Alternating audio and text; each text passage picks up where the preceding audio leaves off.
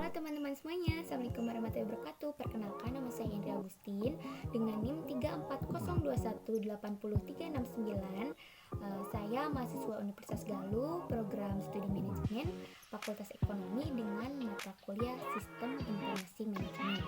Nah, teman-teman semuanya, jadi di sini saya akan memperlihatkan video di mana saya sedang mempelajari materi yang diberikan oleh dosen saya.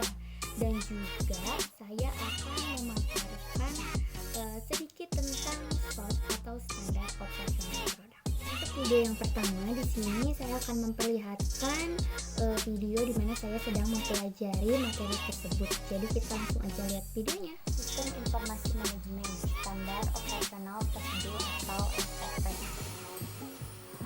Prosedur operasi standar atau standar operasional prosedur atau dalam bahasa Inggris yaitu standar operating procedure yang dapat disingkat sebagai SOP adalah suatu alur atau cara kerja yang sudah terstandarisasi.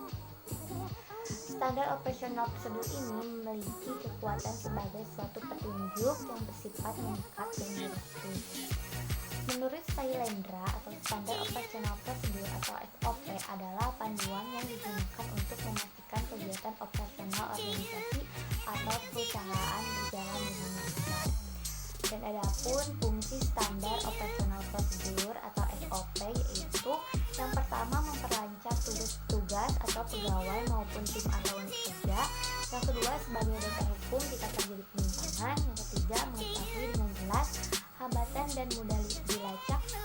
Yang keempat mengarahkan petugas atau pegawai untuk sama-sama disiplin dalam kerja. Yang kelima itu sebagai pedoman dalam melaksanakan pekerjaan rutin.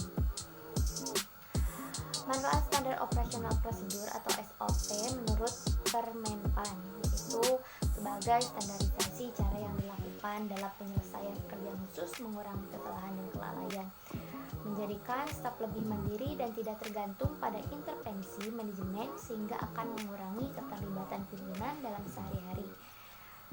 Juga meningkatkan akuntabilitas dengan mendokumentasikan tanggung jawab khusus dalam melaksanakan tugas. Menciptakan ukuran standar kinerja yang akan memberikan pegawai cara konkret untuk memperbaiki kinerja serta membantu mengevaluasi usaha yang telah dilakukan. Menciptakan bahan training yang dapat membantu pegawai baru untuk cepat melakukan tugasnya, menunjukkan kinerja bahwa organisasi efisien dan dikelola dengan baik, menyediakan pedoman bagi setiap pegawai dan unit pelayanan dalam melaksanakan pemberian pelayanan sehari-hari, menghindari tumpang tindih pelaksanaan tugas pembiayaan pelayanan, membantu penelusuran terhadap kesalahan prosedural dalam memberikan pelayanan, menjamin kualitas pelayanan terhadap berjalan dalam berbagai situasi. Adapun arti dan lambang flowchart dalam membuat SOP yang pertama yaitu ada flow direction symbol, yaitu simbol yang digunakan untuk menghubungkan antara simbol yang satu dengan simbol yang lain. Simbol ini disebut juga connecting line. Dan juga ada terminator simbol, yaitu simbol untuk permulaan start atau akhir stop dari suatu kegiatan. Dan ada konektor simbol, yaitu simbol untuk keluar masuk atau penyambungan proses pada lembar atau halaman yang berbeda. Ada juga processing simbol, simbol yang menunjukkan pengolahan yang dilakukan oleh komputer. Dan simbol manual operation, yaitu simbol yang menunjukkan pengolahan yang tidak dilakukan oleh komputer.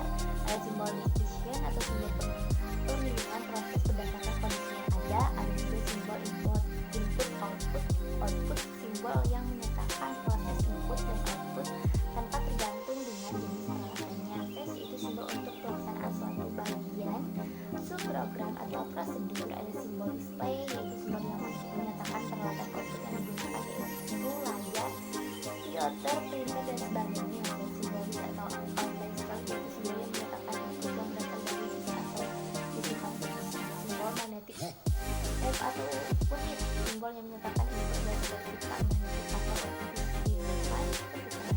Simbol card yaitu simbol yang menyatakan bahwa input dari satu atau input ke kartu adalah simbol dokumen, simbol yang menyatakan input berasal dari dokumen dalam bentuk kertas atau output. Dan untuk video yang kedua di sini saya akan memaparkan tentang standar operasional produk penerimaan kas dengan latar dan tujuan untuk memberikan pedoman kebijakan dan juga alur dan prosedur penerimaan di restoran tersebut. Jadi kita langsung aja lihat videonya. Oke, jadi di sini saya akan menjelaskan prosedur operasional standar penerimaan kas. Jadi yang pertama yaitu konsumen memesan makanan yang diinginkan kepada pelayan petugas. Setelah menikmati makanan, konsumen meminta rincian jumlah yang harus dibayar ke karyawan yang bertugas. Pertukaran ini adalah tahap awal dalam siklus pendapatan dan pelayan menyerahkan tagihan atas makanan dan menagihkannya kepada konsumen. Setelah itu konsumen membayar sesuai dengan yang ditagih, sementara pelayan memberikan struk tunai. Pembayaran ini adalah tahap berikutnya di siklus pendapatan dan pelayan membawa struk dan jumlah uang yang diterima ke kasir, dan aliran kas yang masuk ini kemudian dicatat oleh staf accounting ke dalam buku besar, dan penerimaan pendapatan tunai ini selanjutnya disetorkan ke bank. Seperti itu teman-teman. Teman-teman semuanya, mungkin itu yang bisa saya sampaikan. Mohon maaf sekali apabila terdapat banyak kesalahan dan kekurangan. Saya akhiri dengan